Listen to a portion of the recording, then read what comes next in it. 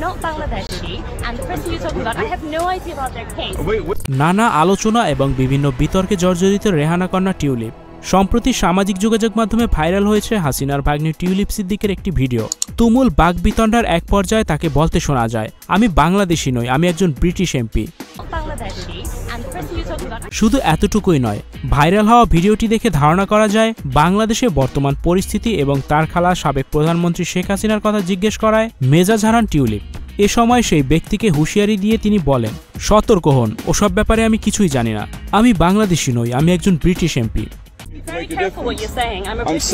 5 August আকস্মিক পট পরিবর্তনের মধ্য দিয়ে শেখ হাসিনার দীর্ঘ 16 বছরের অৈরাচারতন্ত্রের অবসান ঘটে।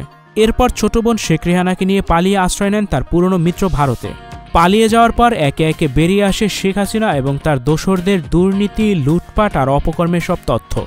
স্টুডিও 4D আপনাদের জন্য নিয়ে এসেছে শীতাতাপ নিয়ন্ত্রিত স্টুডিও সুবিধা, আছে অত্যাধুনিক মেকআপ রুম। বিস্তারিত জানতে এখনই কল করুন 01974860664। হাউসটি দেখতে চলে আসুন আমাদের ঠিকানায়, সেক্ষেত্রে রোড নাম্বার 9, বাড়ি 24। হাসিনা ক্ষমতায় থাকাকালে প্রায় তার বক্তৃতায় নানা নীতিকথা শোনালেও তার পতনের পর গত কয়েক মাসের তদন্তে বেরিয়ে আসছে তার এবং তার পরিবারের সম্পদের অবিশ্বাস্য তথ্য। দেশকে অকার্যকর ও লুটে খাওয়ার প্রতিযোগিতায় শেখ হাসিনার পরিবার তার গোটা শাসনামলে ছিল বেশ সক্রিয়। এদিকে দুর্নীতির দায়ে রেহানা কন্যা টিউলিপ বরখাস্ত হয়েছেন ব্রিটেনের মন্ত্রিপরিষদ থেকেও। এবার তার বিরুদ্ধে জালিয়াতির অভিযোগ উঠেছে। যে কোনো সময় জারি হতে পারে ইন্টারপোলের রেড অ্যালার্ট।